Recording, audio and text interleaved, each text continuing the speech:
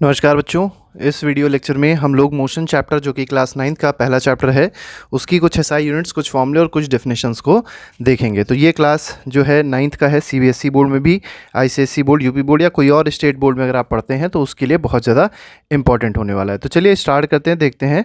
सबसे पहली जो डेफिनेशन दी गई है इस चैप्टर में वो है डिस्टेंस की। ठीक है, तो डिस्टेंस या मोशन की अगर डेफिनेशन देखी है, सबसे पहले मोशन की दी गई है। तो मोशन में क्या कहा गया है? मोशन क्या होता है? Change in position with respect to a reference frame. तो रेफरेंस फ्रेम के रिस्पेक्ट में अगर कोई अपनी पोजीशन को चेंज करता है तो उस स्टेट को क्या कहता है? मोशन कहा जाता है। जैसे मान लीजिए ये बॉडी है, ये पॉइंट ए पे है। ठीक है, एक बॉडी है जो पॉइंट ए पे है, ये अपनी पोजीशन चेंज करती है और ये पॉइंट बी पे पहुंच जाती है। ठीक है, तो इस फिनोमेना को क्या कहा जाएगा? इस फिनोमेना कहा जाएगा मोशन। तो अगर आप लोग से मोशन की डेफिनेशन पूछी जाए तो आप ये बेसिक डेफिनेशन जो हमने बताई इसको आप लोग आसानी से लिख सकते हैं। बात करते हैं डिस्टेंस की कि डिस्टेंस क्या होता है। तो length of actual path covered by the body. तो जो बॉडी है, जो वो पाथ जो भी कवर करती है, तो उसकी जो लेंथ होती है, उस पाथ की एक्चुअल जो लेंथ होती है उसको क्या कहा जाता है? डिस्टेंस कहा जाता है। फॉर एग्जाम्पल अगर देखा जाए, मान लीजिए कोई पर्सन है, वो रेक्टेंगुलर पाथ पे इस तरीके से ट्रेवल कर रहा है। ठीक है, और ये पाथ है ए, बी, सी और डी। लेंथ अगर इस पाथ की देखी जाए, मान लीजिए 10 मीटर दी गई है और ब्रेथ दी गई है 2 मीटर। पर्सन ने मान लीजिए ए पॉइंट से स्टार्ट किया, दिस वाज इनिशियल पॉइंट, और एंड कहाँ पे किया? फिर से इसी पॉइंट पे एंड कर दिया। मतलब पूरा एक उसने रिवोल्यूशन कंप्लीट किया है। तो अगर आपसे पूछा जाएगा डिस्टेंस उसने कितनी कवर करी, तो डिस्टेंस कैसे आप निकालेंगे? ये वाली जो ए बी है, ए बी हो जाएगी डिस्टेंस, प्लस बी सी हो जाएगी, प्लस सी डी हो जाएगी, प्लस डी ए हो जाएगी। ठीक है, क्योंकि पाथ इसने इसी तरीके से कवर किया है। तो ए बी कितना है? ए बी है 2, बी सी कितना है? 10 है, फिर 2 है सी डी और फिर 10 है। ठीक है, तो 2 अगर आप टोटल जोड़ेंगे तो कितना हो जाएगा? 24 मीटर हो जाएगा। तो इस तरीके से आप कोई भी पाथ की लेंथ आप निकाल सकते हैं। लेंथ या डिस्टेंस की बात अगर करी जाए, मान लीजिए कोई सर्कुलर पाथ है। ठीक है, सर्कुलर पाथ में आप लोगों को पता होगा सेंटर होता है ओ। इस सर्कुलर पाथ का रेडियस मान लीजिए आर दिया गया है। इनिशियल पॉइंट मान लीजिए ये पॉइंट इनिशियल पॉइंट है और पूरा इसने एक रिवोल्यूशन कंप्लीट किया। क्लॉकवाइज करे, एंटी क्लॉकवाइज करे, उससे कोई मतलब नहीं है खास। इस तरीके से रिवोल्यूशन एक कंप्लीट किया है। ठीक है, तो आपको पता होगा इस केस में अगर देखा जाए तो डिस्टेंस जो होगी सर्कुलर पाथ के केस में, जो डिस्टेंस होती है वो क्या हो जाएगी? देखिए, पूरा पाथ कवर किया तो पूरी सरकमफ्रेंस को कवर करा है, तो डिस्टेंस हो जाएगी 2 इंटू पाई इंटू आर। तो इस तरीके से आप लोग डिस्टेंस को निकाल सकते हैं। तो डिस्टेंस आसानी से निकाला जा सकता है। मान लीजिए हाफ रिवोल्यूशन कंप्लीट कर रहा था, मान लीजिए यही सेम बॉडी है और सेम बॉडी क्या कर रही है? Half revolution. ठीक है, हाफ रिवोल्यूशन सर्कुलर पाथ का कवर कर रही है कुछ इस तरीके से। तो ये इनिशियल पॉइंट हो गया और ये आपका क्या हो जाएगा? फाइनल पॉइंट हो जाएगा। ये आपका सेंटर होगा इस सर्कुलर मतलब सेमी सर्कुलर आर्क का, तो इसको ओ मान लीजिए। ये रेडियस आपकी आर हो गई, रेडियस है। तो अगर आपसे पूछा जाए कितना डिस्टेंस कवर किया, तो डिस्टेंस हो जाएगा इसमें पाई आर। ठीक है, क्या हो जाएगा? पाई आर, मतलब 2 पाई आर का आधा। तो सरकमफ्रेंस किसका हो जाएगा? सेमी सर्कुलर आर का हो जाएगा। तो डिस्टेंस के बारे में आप लोग को मेन ये बात पता होनी चाहिए कि डिस्टेंस क्या होती है? डिस्टेंस होती है length of actual path covered by the body. SI unit की बात करी जाए, जितनी भी हम लोग डिस्टेंस निकालते हैं उसकी जो एसआई यूनिट होती है वो हमेशा क्या होती है? मीटर होती है। ठीक है, 1 किलोमीटर में याद रखिएगा, 1 किलोमीटर में 1000 मीटर होते हैं। मान लीजिए आपसे कहा जाए 1 मीटर में बताइए कितने किलोमीटर होते हैं? 1 मीटर में कितने किलोमीटर होते हैं मान लिया आपसे पूछा गया, तो आप कहेंगे 1/1000 किलोमीटर होते हैं। ठीक है, ये भी आप लोग को पता होना चाहिए। यहाँ पर एक और आपको स्टेटमेंट दिया गया, एक और आपको यूनिट दी गई जो है माइल। ठीक है, 1 माइल में याद रखिएगा 1.61 किलोमीटर होता है। अगले टॉपिक पे आएंगे। नेक्स्ट टॉपिक जो है उसमें कहा गया है डिस्प्लेसमेंट के बारे में। डिस्प्लेसमेंट क्या होता है? Shortest distance between initial and final position. तो देखिए, यहाँ पर 2 चीज़ों पे डिपेंड करेगा डिस्प्लेसमेंट। पहला है इनिशियल पोजीशन पे और दूसरा है फाइनल पोजीशन पे। ठीक है, तो दोनों की बीच की जो सबसे छोटी दूरी होती है, सबसे छोटी जो डिस्टेंस होती है, उसको क्या कहा जाता है? डिस्प्लेसमेंट कहा जाता है। ठीक है, तो डिस्प्लेसमेंट याद रखिएगा। डिस्प्लेसमेंट अगर आप लोग से डिफाइन करने कहा जाए तो आप कहेंगे shortest distance between initial and final position. याद रखिएगा, दोनों में जो रिलेशन है, मतलब दोनों में अगर सिमिलरिटी देखी जाए तो डिस्टेंस और डिस्प्लेसमेंट दोनों की एसआई यूनिट क्या होती है? मीटर होती है। ठीक है, एक होती है स्केलर क्वांटिटी, एक होती है वेक्टर क्वांटिटी। स्केलर क्वांटिटी वो क्वांटिटी होती है जिसके पास फिक्स्ड मैग्नीट्यूड होता है लेकिन फिक्स्ड डायरेक्शन नहीं होती है। और वेक्टर क्वांटिटी वो क्वांटिटी होती है जिसके पास फिक्स्ड मैग्नीट्यूड भी होगा और फिक्स्ड डायरेक्शन भी होगा। ठीक है, यहाँ पर डिस्टेंस और डिस्प्लेसमेंट में कैसे हम लोग रिलेशन देखेंगे, तो डिस्टेंस जो होता है, याद रखिएगा डिस्टेंस जो है that is a scalar quantity. कैसी क्वांटिटी है डिस्टेंस? एक स्केलर क्वांटिटी है, क्योंकि इसके पास फिक्स्ड मैग्नीट्यूड तो होगा, मतलब वैल्यू तो होगी फिक्स्ड, लेकिन डायरेक्शन फिक्स्ड नहीं होती है डिस्टेंस के केस में। डिस्प्लेसमेंट में देखेंगे तो इसमें फिक्स्ड मैग्नीट्यूड भी होता है, वैल्यू भी फिक्स्ड होती है और डायरेक्शन भी फिक्स्ड होता है। तो ये कैसी क्वांटिटी है? ये एक वेक्टर क्वांटिटी है। तो इस तरीके से आप लोग स्केलर और वेक्टर को समझ सकते हैं। तो यहाँ पर कुछ और बातें दी गई हैं, जैसे डिस्प्लेसमेंट से रिलेटेड थोड़े से न्यूमेरिकल बेस्ड क्वेश्चन को देख लिया जाए। जैसे मान लीजिए यही क्वेश्चन था, इसमें path A B C D था। ठीक है, ए से बी गया, फिर बी से सी गया, फिर सी से डी, फिर डी से ए वापस आ गया। तो अगर इसमें डिस्टेंस पूछी गई थी तो डिस्टेंस हम लोग ने देखी 24 मीटर थी। अगर मान लीजिए इसी केस में बोला जाए डिस्प्लेसमेंट क्या होगी, ठीक है, तो डिस्प्लेसमेंट मान लीजिए आपसे पूछी जा रही है डिस्प्लेसमेंट क्या होगी, तो देखिए इनिशियल पॉइंट भी वही है, फाइनल पॉइंट भी वही है। तो इनिशियल और फाइनल पॉइंट क्योंकि वही है तो दोनों के बीच की जो सबसे छोटी दूरी होगी वो जीरो होगी। ठीक है, शॉर्टेज डिस्टेंस इनिशियल और फाइनल पॉइंट के बीच में क्या हो जाएगी? जीरो हो जाएगी, इसलिए डिस्प्लेसमेंट इस केस में क्या हो जाएगा? जीरो हो जाएगा। सेकंड पे आते हैं, यहाँ पे देखिए यहाँ पे क्या कहा गया था, इनिशियल पॉइंट भी वही था और पूरा एक रिवोल्यूशन करके पर्सन फिर उसी पॉइंट पे पहुँच गया, मतलब फाइनल पॉइंट भी वही है। तो इनिशियल पॉइंट और फाइनल पॉइंट जब भी सेम होता है तो डिस्प्लेसमेंट इस केस में भी क्या हो जाएगा? जीरो ही हो जाएगा। ठीक है, इस केस में डिस्प्लेसमेंट जीरो हो जाएगा। थर्ड केस जो हमने दिया था, थर्ड केस में अगर देखा जाए इनिशियल पॉइंट ये था, फाइनल पॉइंट ये अपोजिट वाला है। इस केस में अगर डिस्प्लेसमेंट देखेंगे तो ये जो शॉर्टेज डिस्टेंस है दिस विल बी डिस्प्लेसमेंट। ठीक है, डिस्प्लेसमेंट ये हो जाएगी। अगर आपसे बोला जाए इस केस में डिस्प्लेसमेंट क्या होगा, ठीक है, तो आप लोग को डिस्प्लेसमेंट दिखाई पड़ रहा होगा। डिस्प्लेसमेंट जो है वो किसके बराबर है? डायमीटर के बराबर है। किसके बराबर है? डायमीटर के बराबर। और डायमीटर है कितना? डायमीटर है 2 इंटू आर, 2 इंटू रेडियस। तो इस तरीके से आप लोग आसानी से डिस्टेंस और डिस्प्लेसमेंट को बता सकते हैं। ठीक है, एक चीज़ याद रखिएगा कि जो डिस्टेंस होता है, डिस्टेंस ये या तो डिस्प्लेसमेंट से बड़ा होगा या तो डिस्प्लेसमेंट के बराबर होगा। ठीक है, डिस्प्लेसमेंट कभी बड़ा नहीं हो सकता। ठीक है, तो डिस्टेंस जो होता है that is always greater than और इक्वल टू डिस्प्लेसमेंट। ठीक है, कभी डिस्प्लेसमेंट बड़ा आपको देखने को नहीं मिलेगा डिस्टेंस से, हमेशा डिस्टेंस या तो बड़ा होगा डिस्प्लेसमेंट से या तो बराबर का होगा। कौन सी स्केलर क्वांटिटी है? तो स्केलर है डिस्टेंस। वेक्टर कौन सी है? वेक्टर है डिस्प्लेसमेंट। तो इस तरीके से ये कॉन्सेप्ट होता है हमारा क्लियर। आते हैं स्केलर और वेक्टर क्वांटिटी को एक बार फिर से देख लेते हैं। तो देखिए स्केलर क्वांटिटी क्या थी?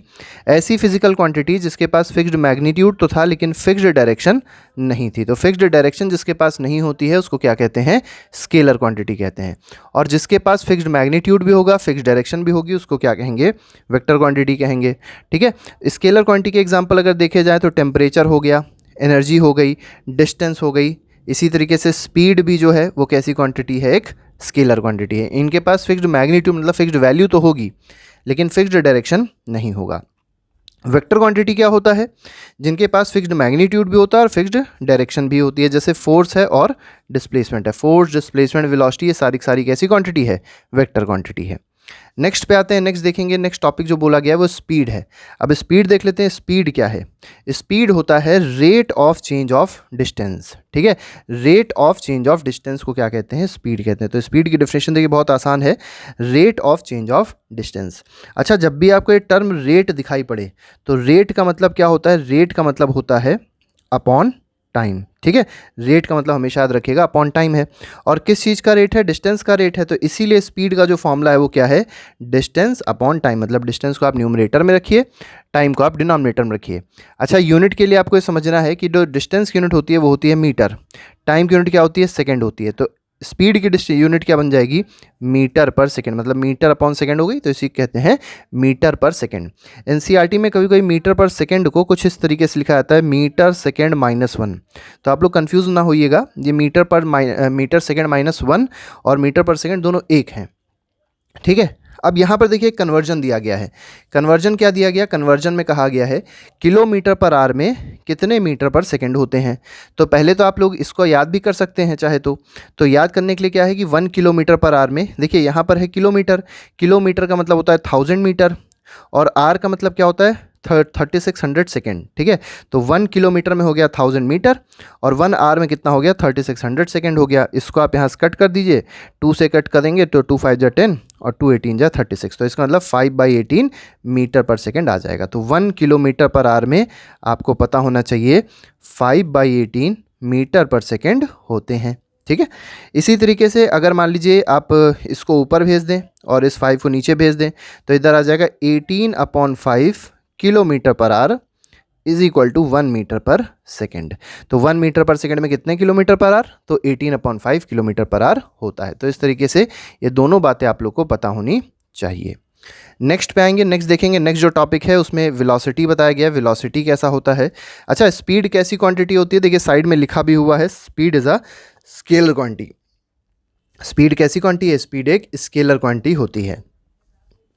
नेक्स्ट पे आते हैं, नेक्स्ट इज वेलोसिटी। वेलोसिटी क्या होती है, वेलोसिटी और स्पीड एक ही तरीके से है, बस यहाँ पे क्या होता है rate of change of distance होता है, यहाँ पर क्या होता है rate of change of displacement होता है।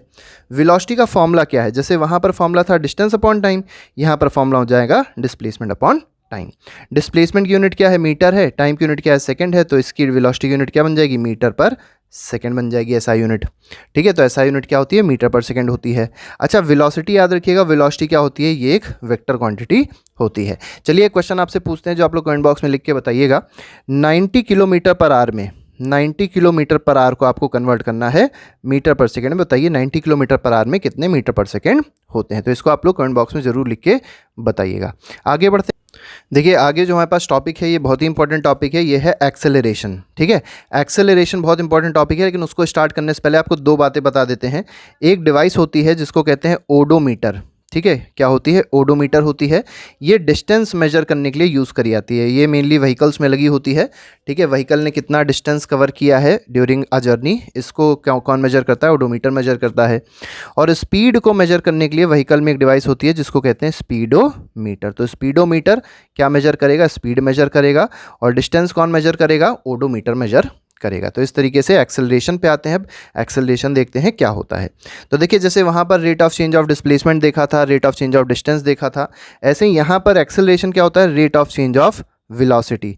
तो वेलोसिटी कितनी तेज़ी से चेंज हो रही है उसको क्या कहा जाता है, एक्सेलरेशन कहा जाता है, ठीक है। एक्सेलरेशन की यूनिट अगर देखेंगे, एक्सेलरेशन की यूनिट क्या होती है, मीटर पर सेकंड स्क्वायर होती है, ठीक है। एक्सेलरेशन कैसी क्वांटिटी है, तो ये एक वेक्टर क्वांटिटी है। एनसीईआरटी आप देखेंगे तो एनसीईआरटी में कभी कभी मीटर पर सेकंड स्क्वायर को मीटर सेकंड -2 लिखा होता है, तो कंफ्यूज मत होइएगा, चाहे मीटर सेकंड -2 हो या मीटर पर सेकंड स्क्वायर हो, दोनों बातें क्या हैं, सेम है। अच्छा फिर से वही देखिए बात आ गई रेट की। तो रेट क्या होता था, रेट का मतलब था अपॉन टाइम, तो देखिए अपॉन टाइम यहाँ लिखा हुआ है। और change of velocity, velocity change होती है, जैसे मान लीजिए एक व्हीकल है, ठीक है, इसकी इनिशियल वेलोसिटी थी u। इनिशियल वेलोसिटी को याद रखिएगा, पूरे फिजिक्स में आप लोग इनिशियल वेलोसिटी को u से इंडिकेट करेंगे, और टाइम t के बाद इसकी फाइनल वेलोसिटी क्या हो गई, मान लीजिए v हो गई। इसी व्हीकल की फाइनल वेलोसिटी क्या हो गई, v हो गई। फाइनल वेलोसिटी को v से रिप्रेजेंट करते हैं। तो एक्सेलरेशन जो इसमें आया, ठीक है, इस व्हीकल में जो एक्सेलरेशन हुआ था वो कितना हुआ था, v - u अपॉन t का एक्सेलरेशन हुआ था। जैसे जहाँ पर v क्या है, फाइनल वेलोसिटी है, और u क्या है, इनिशियल वेलोसिटी होती है। इस चीज़ को याद रखिएगा, v होती है फाइनल वेलोसिटी और u होती है इनिशियल वेलोसिटी। और t कौन सा टाइम है, t वो टाइम है जितनी देर में वेलोसिटी चेंज हुई है, ठीक है। तो एक्सेलरेशन इस तरीके से आप लोग समझ सकते हैं। नेक्स्ट पे आते हैं, नेक्स्ट टॉपिक है। अब देखिए एक्सेलरेशन के केस में आप लोग हमेशा याद रखिएगा, जब भी एक्सेलरेशन होगा तो फाइनल वेलोसिटी जो होगी वो हमेशा ज़्यादा होगी इनिशियल वेलोसिटी से। मतलब आगे की वेलोसिटी, आगे मतलब आगे टाइम पे जो वेलोसिटी होगी वो ज़्यादा होगी, और इनिशियल वेलोसिटी जो होगी वो कम होगी। आप लोग ने देखा होगा व्हीकल में एक्सेलरेटर लगा होता है, एक्सेलरेटर को ऐसे घुमाते हैं, ठीक है, तो गाड़ी तेज़ हो जाती है, ठीक है। और रिटार्डेशन क्या होता है, इसी का अपोजिट होता है। रिटार्डेशन का मतलब होता है निगेटिव ऑफ एक्सेलरेशन, ठीक है। अभी तक क्या देख रहे थे कि फाइनल वेलोसिटी ज़्यादा थी, अब क्या हो जाएगा, रिटार्डेशन के केस में इनिशियल वेलोसिटी ज़्यादा होती है, फाइनल वेलोसिटी कम होती है। जैसे आप जब ब्रेक लगाते हैं, ठीक है, आपने ब्रेक लगाया तो क्या हुआ, आपकी गाड़ी तेज़ चल रही थी, मतलब इनिशियल वेलोसिटी ज़्यादा थी, ब्रेक लगाया, गाड़ी रेस्ट पे आ गई, मतलब वेलोसिटी कम हो गई। तो जब भी वेलोसिटी कम होती है तो जो एक्सेलरेशन होता है उसका नाम हो जाता है क्या, रिटार्डेशन। इसीलिए कहा गया है रिटार्डेशन है क्या, retardation is negative of acceleration, ठीक है। तो निगेटिव ऑफ एक्सेलरेशन मतलब ये हुआ कि retardation is equal to minus of A, ठीक है। माइनस ऑफ ए क्या कहलाएगा, रिटार्डेशन कहलाएगा, ठीक है। याद रखिएगा रिटार्डेशन के केस में हमेशा इनिशियल वेलोसिटी फाइनल वेलोसिटी से ज़्यादा होती है। एसआई यूनिट की बात करी जाए तो जो एसआई यूनिट वहाँ पर एक्सेलरेशन की थी वही एसआई यूनिट इसकी भी होती है, मीटर पर सेकंड स्क्वायर। अच्छा एक्सेलरेशन जैसे वेक्टर क्वांटिटी था, वैसे यहाँ पर भी रिटार्डेशन भी कैसा क्वांटिटी है, एक वेक्टर क्वांटिटी है। फॉर्मूला आपको सेम रखना है, तो एक्सेलरेशन के केस में भी एक्सेलरेशन का फॉर्मूला क्या है, v minus you upon T है। रिटार्डेशन में भी आप एक्सेलरेशन ही निकालेंगे, लेकिन एक्सेलरेशन जब भी आप निकालेंगे तो क्या देखेंगे, एक निगेटिव का साइन जरूर आएगा। आपने अगर फॉर्मूला सही लगाया है तो निगेटिव का साइन जरूर आएगा। क्यों आएगा, क्योंकि फाइनल वेलोसिटी कम होगी, इनिशियल वेलोसिटी ज़्यादा होगी। ठीक है, तो इस तरीके से रिटार्डेशन निगेटिव ऑफ एक्सेलरेशन होता है। नेक्स्ट पे आते हैं, नेक्स्ट देखते हैं इक्वेशंस ऑफ मोशन बोली गई है। ठीक है, हम लोग ने इसका डेरिवेशन एक वीडियो में बनाया है, वीडियो का डिस्क्रिप्शन नीचे लगा दिया जाएगा, उसको आप लोग जाके देख सकते हैं। तीनों इक्वेशन का डेरिवेशन बहुत अच्छा दिया गया है। ठीक है, आसानी से समझ में आ जाएगा। लेकिन यहाँ पर हम लोग क्या डिस्कस कर रहे हैं, यहाँ पे हम लोग डिस्कस करेंगे होती क्या है, क्योंकि आप जब न्यूमेरिकल लगाते हैं तो न्यूमेरिकल के केस में आपको ये इक्वेशंस याद होनी चाहिए। तो फर्स्ट इक्वेशन क्या कह रही है, फर्स्ट इक्वेशन कह रही है v is equal to u plus a t. यहाँ पर v क्या है, फाइनल वेलोसिटी है, u क्या है, इनिशियल वेलोसिटी है, a क्या है, एक्सेलरेशन है, और t क्या है, टाइम है। ठीक है, तो this is first equation of motion. ये मेनली तब यूज़ करी जाती है जब आप लोग को मतलब इन जो पहली चीज़ है वेलोसिटी, फाइनल, इनिशियल वेलोसिटी, चार चीज़ हैं, चार चीज़ में से अगर कोई भी तीन चीज़ें दी हुई हैं और चौथी चीज़ आपको निकालनी है, तो आप लोग फर्स्ट इक्वेशन लगाएंगे। सेकेंड इक्वेशन देखिए, यहाँ पर डिस्प्लेसमेंट एक नया टॉपिक आ जाता है। एस क्या है, डिस्प्लेसमेंट है, तो जो भी डिस्प्लेसमेंट होगा उसका फॉर्मूला क्या है, you t plus half A T square. यहाँ पर u है इनिशियल वेलोसिटी, t है टाइम, a एक्सेलरेशन है, और फिर टाइम का स्क्वायर है। बच्चे यहाँ पर स्क्वायर करना भूल जाते हैं, तो स्क्वायर करना आप मत भूलिएगा। हम लोग आगे न्यूमेरिकल्स भी कराएंगे और कराए भी हैं, उसके वीडियो पहले से बने हुए हैं, आप लोग प्लेलिस्ट में देख सकते हैं। तो आगे भी कराएंगे, आगे भी प्रैक्टिस कराएंगे, तो उससे आप लोग ज़्यादा अच्छे से समझ जाएंगे।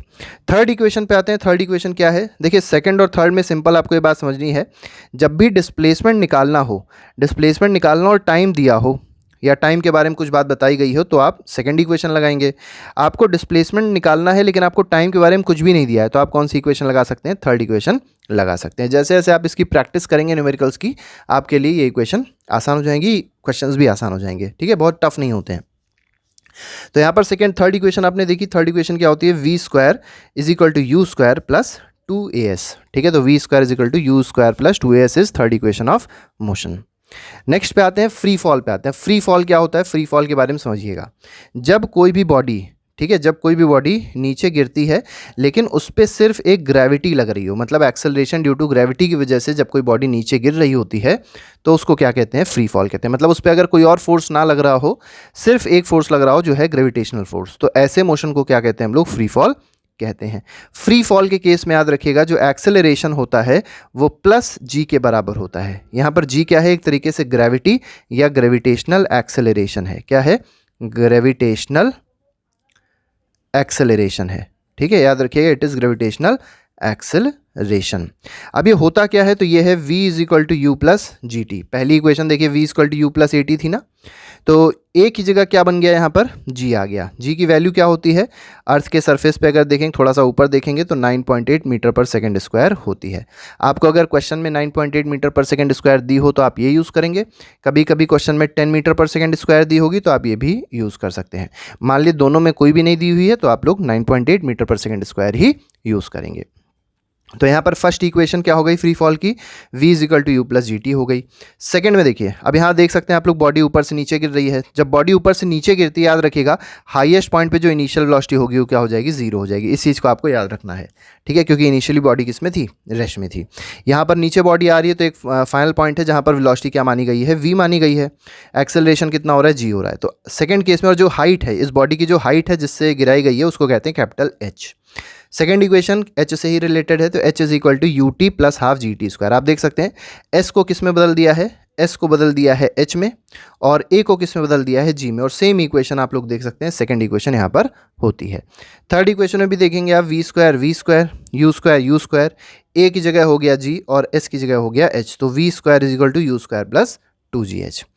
अब आते हैं केस जब बॉडी ऊपर की ओर फेंकी आती है। अभी तो हम लोग ने देखा बॉडी जब फ्री फॉल मतलब नीचे गिर रही थी। अब अगर बॉडी ऊपर फेंकी आएगी तब क्या होगा, देखिए जब बॉडी ऊपर फेंकी आ रही तो हम लोग ने क्या माना है कि यहाँ से एक बॉडी फेंकी गई। यहाँ पर याद रखिएगा, जब बॉडी नीचे से ऊपर फेंकी जाएगी तो इनिशियल वेलोसिटी कभी भी जीरो नहीं हो सकती है। इनिशियल वेलोसिटी हमेशा जीरो से ज़्यादा होगी। अब बॉडी किस हाइट तक गई, तो h हाइट तक गई। मान लीजिए बॉडी यहाँ तक पहुँची, इस पॉइंट तक पहुँची है, तो ये जो हाइट है सरफेस से कितनी है, h है, कैपिटल H है। अब इस हाइट पे, मतलब मैक्सिमम हाइट पे जो फाइनल वेलोसिटी होती है, याद रखिए जीरो होती है। ठीक है, तो आपको निकालना क्या है, सबसे पहले इक्वेशंस ऑफ मोशन लगानी है। क्योंकि बॉडी ऊपर जा रही है, एक्सेलरेशन ड्यू टू ग्रेविटी नीचे लगेगी, तो इस केस में एक्सेलरेशन की जो वैल्यू होगी वो -g के बराबर होगी। बस इतना आप लोग को याद रखना है कि एक्सेलरेशन इस केस में क्या हो जाएगा, -g हो जाएगा। तो जो ऊपर इक्वेशंस थी सेम इक्वेशंस नीचे रहेंगी, बस साइन बदल जाएगा। पहली इक्वेशन क्या थी, v = u + gt थी, अब क्या हो जाएगी, v = u - gt हो गई। ठीक है, नेक्स्ट पे आते हैं। नेक्स्ट देखिए यहाँ पर क्या था, h = ut + ½ gt² था, यहाँ क्या हो गया, h = ut - ½ gt² हो गया। ठीक है, तो बस एक -g का साइन आ रहा है, मतलब एक्सेलरेशन जब बॉडी ऊपर जाती है तो -g हो जाता है, जिसकी वजह से ये सारी इक्वेशन जो भी हैं इसमें प्लस की जगह कौन सा साइन आ गया, माइनस का साइन आ गया। ऐसे ही थर्ड आप देख सकते हैं, v² = u² - 2gh हो गया। आते हैं आखिरी टॉपिक जो हमारे पास है इस चैप्टर का, वो है सर्कुलर मोशन। सर्कुलर मोशन को भी देख लेते हैं, इसमें क्या कहा गया है। देखिए, जब कोई बॉडी सर्कुलर पाथ में मूव करती है, बहुत अलग अलग तरीके के मोशन होते हैं। ऐसे स्ट्रेट लाइन मोशन हो गया जब बॉडी स्ट्रेट लाइन में मूव करती है, सर्कुलर मोशन हो गया जब बॉडी सर्कुलर पाथ में मूव करती है। एक होता है ऑसिलेटरी मोशन, जब वो टू एंड फ्रो मोशन करती है अबाउट अ मीन पोजीशन। ठीक है, मतलब जैसे आप लोगों ने पेंडुलम देखा होगा, तो पेंडुलम के केस में क्या होता है, ये जो बीच में पोजीशन होती है ये मीन पोजीशन होती है और ये दोनों एक्सट्रीम पोजीशन होती है, तो पेंडुलम ऐसे करके ऑसिलेट ही तो करता है, तो इसको कहते हैं to and fro motion about a mean position, is called oscillatory motion. तो इस तरीके से एक और मोशन है जिसको कहा गया सर्कुलर मोशन। ये आखिरी टॉपिक है इस चैप्टर का। तो when a body performs a motion along a circular path, जब बॉडी सर्कुलर पाथ में मोशन परफॉर्म करेगी तो उस मोशन को क्या कहा जाएगा, सर्कुलर मोशन कहा जाएगा। ठीक है, अब यहाँ पर एक चीज़ और याद रखिएगा, इस सर्कुलर मोशन को यूनिफॉर्म कब कहते हैं, तो यूनिफॉर्म तब कहेंगे जब स्पीड क्या होगी, इसकी कांस्टेंट होगी।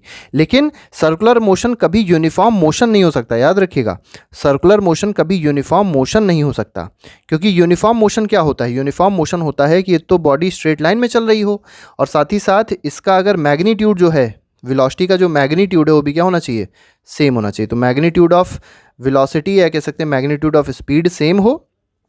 ठीक है, और बॉडी कैसे पाथ में ट्रेवल करे, स्ट्रेट पाथ में ट्रेवल करे, क्योंकि अगर वो सर्कुलर पाथ में ट्रेवल करेगी तो उसकी वेलोसिटी लगातार हर पॉइंट पे चेंज करेगी। और क्यों चेंज करेगी, क्योंकि डायरेक्शन हर पॉइंट पे क्या हो रहा है, चेंज हो रहा है। तो डायरेक्शन के चेंज होने से हर पॉइंट पे वेलोसिटी क्या होती है, चेंज होती है।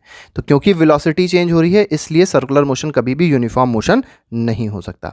यूनिफॉर्म मोशन तभी होगा जब वेलोसिटी कांस्टेंट रहे, और वेलोसिटी कब कांस्टेंट रहती है, वेलोसिटी तभी कांस्टेंट रहेगी जब बॉडी स्ट्रेट लाइन में चल रही हो और साथ ही साथ स्पीड जो हो वो सेम हो।